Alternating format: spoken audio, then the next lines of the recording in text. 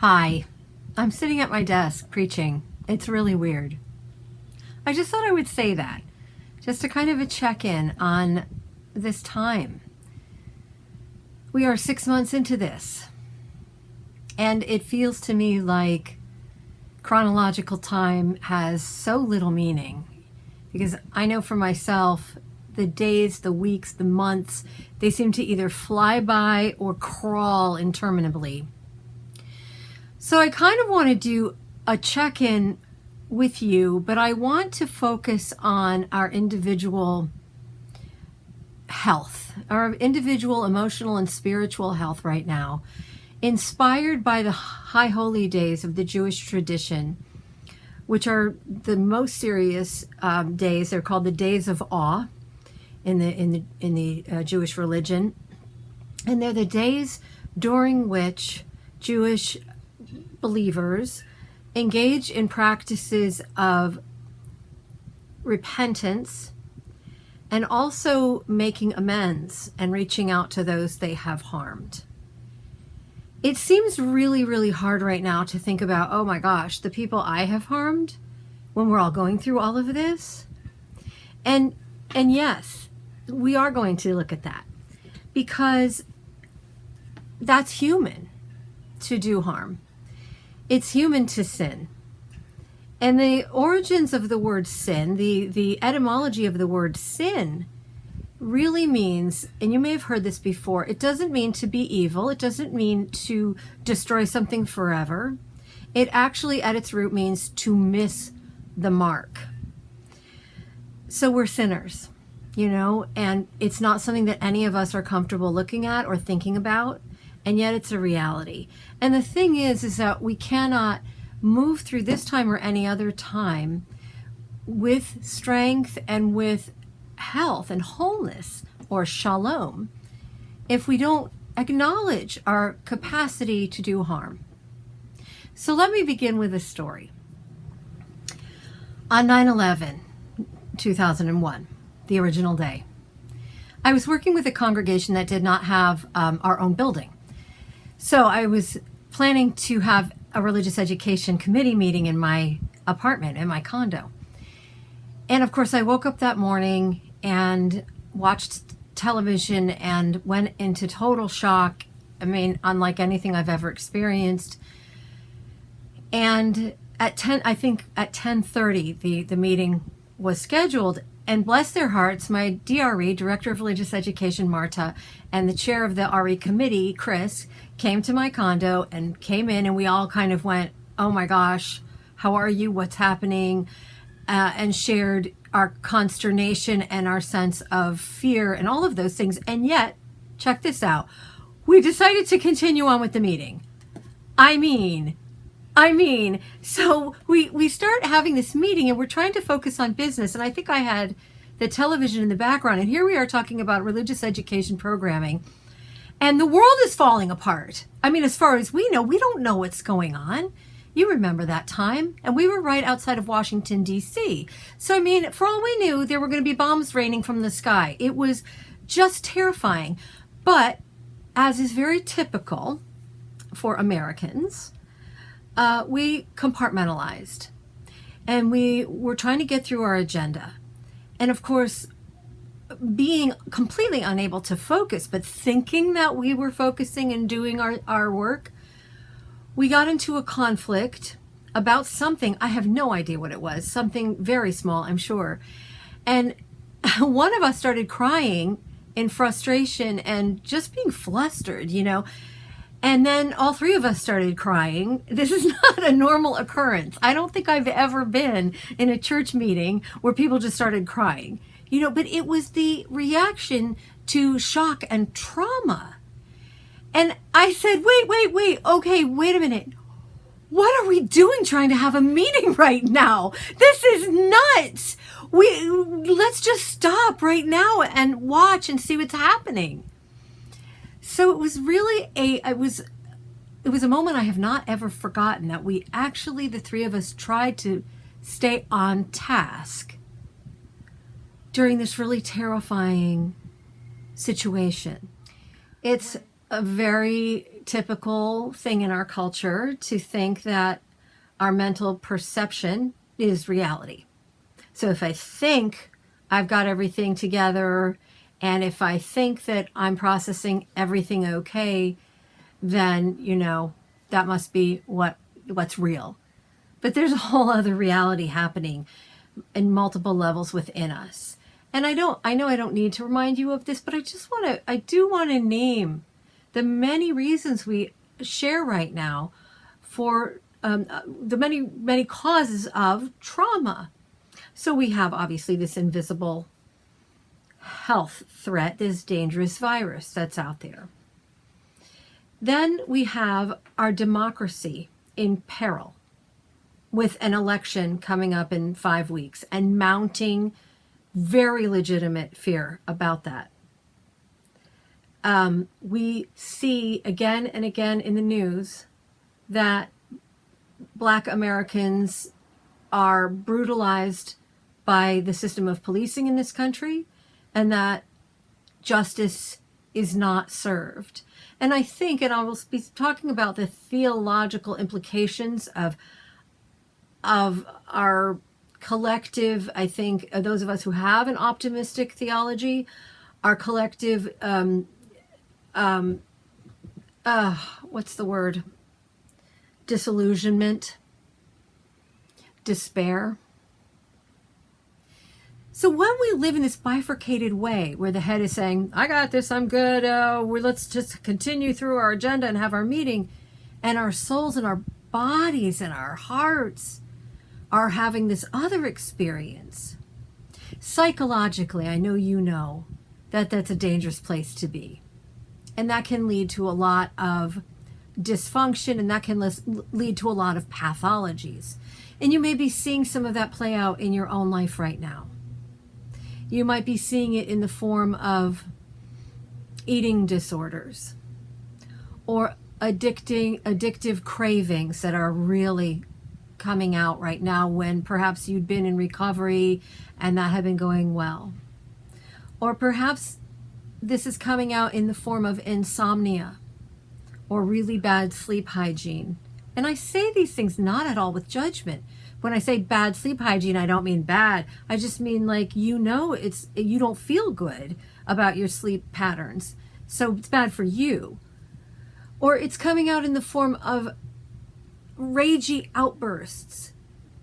And it's coming out in the form of deep, deep depression, or just a kind of grinding misery. So that's psychology. And I'm very, very grateful for the insights of psychology, but we are a spiritual community. And one thing I want to remind us of is that spirituality is a far more ancient modality than psychology. And spirituality teaches us that we are not just minds and beings that have these dysfunctions and these pathologies, that we are integrated, whole and precious beings, and that available to each one of us is not just psychological help, again, which I'm very grateful for, but also spiritual help. I lift up my eyes to the hills, whence cometh my help, said the psalmist. And spiritual tradition teaches us and invites us to participate in a way of life that presumes not that we are broken people with messed up minds, but that presumes that we are human beings who will engage in sinful behaviors because we're human. We will miss the mark like an archer sometimes shoots that arrow and it goes far astray from the target. It also spirituality assumes that there is a source of wisdom, love, care, and strength that is all-powerful, eternal, and accessible to each one of us at all times. And that's why we can look at our sin. That's why we can look at our brokenness without climbing into this pit of guilt and fear and saying, I'm such a mess. How am I ever going to get out of this? White knuckle fear, biting the fingernails. I'm terrible. I'm terrible to the people I love. Hey, okay. You know, psychology will inform us of that. Spirituality will also inform us that there is grace and that there is possibility and that there is evolution that can happen for each one of us, even right now. So that's why I thought, okay, yeah, let's talk about harm. Let's talk about the difficulty of living with this time, living in this time, and the kinds of hurt that it is inflicting on all of us that could and is potentially causing us to hurt others. You know, there's that expression, hurt people hurt people. And so we can look at that in the context of our covenanted community and our spiritual beliefs in the eternal and inexhaustible love in which each of one of us is held without fear. We can look at it without fear, without resistance, and without that kind of compartmentalizing of self. So let's go in there, okay? I appreciated Seattle-based journalist Wu Dan-Yan's article in Medium called, Yes, You Might Be Becoming a Bit of a Jerk, which featured a series of psychologists explaining why we have a very hard time being our best selves right now. Like, we're exhausted from crisis fatigue. And so one of our defense mechanisms is to shut down and not care, which may cause us to feel despairing and helpless and very much alienated from ourselves. People right now view others as the enemy, since strangers could be carrying and transmitting the virus. That kind of paranoia and vigilance obviously creates a serious strain on community ties and on relationships, even with friends, even with family. Insights from the social sciences are really valuable right now, but in our desire not to commit intimate harm against those we know and care for, let alone strangers in the parking lot, I think that we need to rely on deeper and older ideas. For instance, the religious concept of covenant, which positions all of us as equally fallible and equally valuable in the larger scheme of creation itself. It's a good time then to ask ourselves, what might we adopt as both a personal covenant and a family covenant? That is, what sacred promises will we make to ourselves and to each other in response to the fact that we are all beings made in the divine image and we are all strained and stressed to our limits? Right now, and for the next season or two at least, we will all be abiding in the predicament of either too close or too far. Those of us who are living with others have to come to terms with the fact that we have a lot of power to overly influence the day and the lives of others who don't have the usual opportunities to escape our moods, our words, and our cruelties. This weekend would be a fine time for you to assess how you and those you live with have been doing together, to make amends if you need to, and to discuss mutual expectations, hopes, and opportunities to live more peacefully and more healthily moving forward into this next chapter of the coronavirus crisis. Even the smallest child can participate in that conversation. Now, if you are among the too far crowd, living alone, deprived of human companions, and dreading the lack of opportunity to meet outside with friends or loved ones during the cold months to come, make a plan. Recognize, as I have had to do, that grief and isolation can cause a sense of loss of self that can lead to everything from anger to mental confusion to paranoia. Monastic life is difficult even for those who have prepared for it for years and chosen it voluntarily. Involuntary monasticism can be spiritually dangerous and agonizing. Too far, too close. It's where we are. It's where life has brought us. When we began this ride 6 months ago, we were strapped into our seats without our consent, rolled up with no warning to the top of the roller coaster, and sent rocketing down the steepest hill with no safety checks and really sketchy seatbelts. We've been on the ride for a while now. We've lost so many. And I don't think we're capable of absorbing the magnitude of all of that loss yet. We're still in survival mode, most of us, and that's how trauma works. At this time, we can catch our breath, and we really need to. At coffee hour, I'm going to be in a breakout room to discuss what I see as the most common individual and family dysfunctions that are being exacerbated by the coronavirus crisis. So I hope you'll join me there.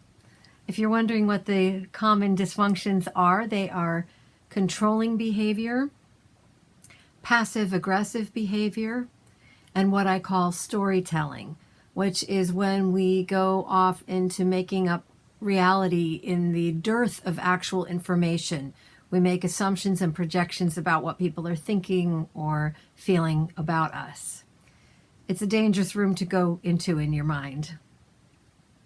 Life has given us so many rich opportunities of late to look out of our windows and say, oh, there, over there, there's lying and corruption and stupidity, failure, sin, harm. To maintain our integrity, to stay close to what is true, right, and good, we must also preserve a time for looking within our own houses, our own hearts, at our own actions, to humbly acknowledge that we are hurting. And in our hurt, we become ever more capable of causing hurt. In gratitude for the grace that is freely granted to all those who seek it, may we confess our failings. And when we do, sincerely and with a commitment to do and be better, may we forgive ourselves and each other. May we begin again in love.